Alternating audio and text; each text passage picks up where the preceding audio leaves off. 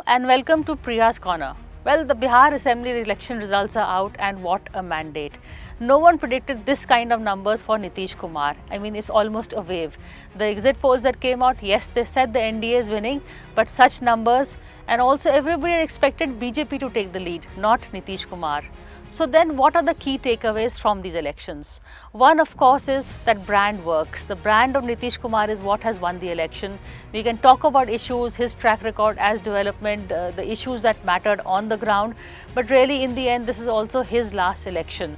So this is a vote of goodwill for the Sushashan Babu, the people, the young girls who were given the bicycles first by Nitish Kumar. He's been in the position now for 19 years and counting. So those girls are now grown up. They are the voters that came and stood in line. Historic turnout of women. Yes, of course, the women welfare scheme also helped, but in the end, it's the credibility, track record and relationship that mattered. And Nitish Kumar has won a strong vote. There was some confusion from the BJP side, who was not really, neither Amit Shah nor Prime Minister Modi came out and said clearly that they will be supporting Nitish Kumar as the Chief Minister. They were of course thinking perhaps if the BJP wins, gets higher numbers, they may do a Maharashtra and have the first BJP Chief Minister installed in the state of Bihar.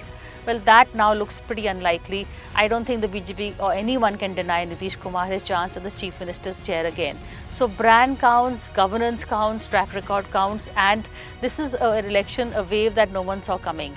Secondly, we've been saying that a large turnout means anti-incumbency. Now in the Modi era, that formula no longer works. In fact, large turnout usually means a higher vote, a higher percentage of vote and a pro-incumbency vote for the current government.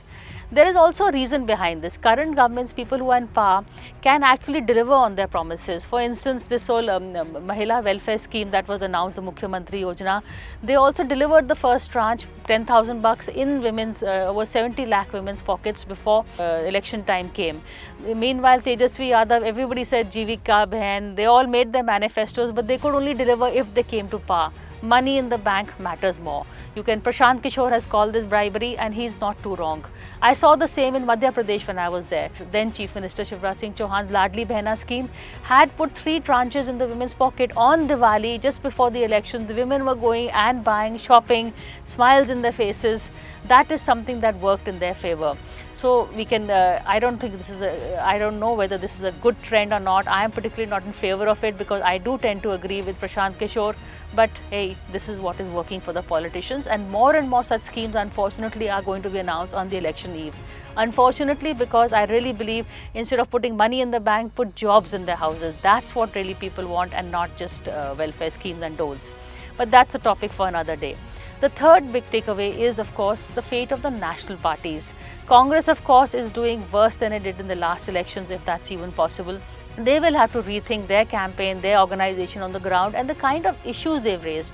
Rahul Gandhi began the campaign with vote chori, but being Rahul Gandhi, he gets stuck on one issue. He should have begun with a good national issue like the Election Commission. It worked, it put focus on the Election Commission.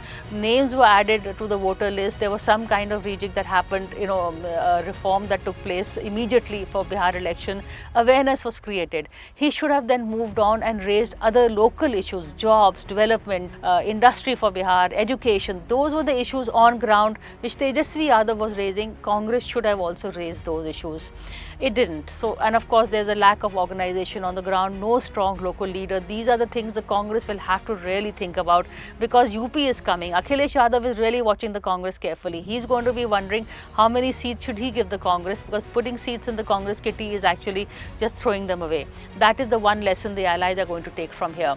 But the BJP has been acting as, they get ghamandi pretty fast. So they had been acting as big brother. Last election, they got more seats than JDU. Here's the chief minister who's with frail health, not in the best of health. BJP, none of them said that, that Nitish Kumar would be the chief minister.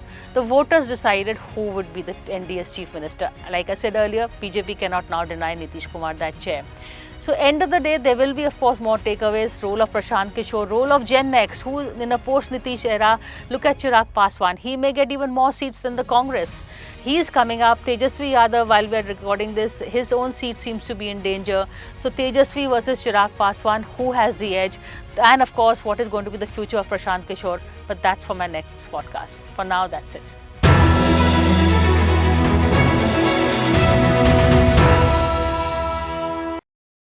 For more such videos, subscribe to the NewsX YouTube channel, hit the bell icon.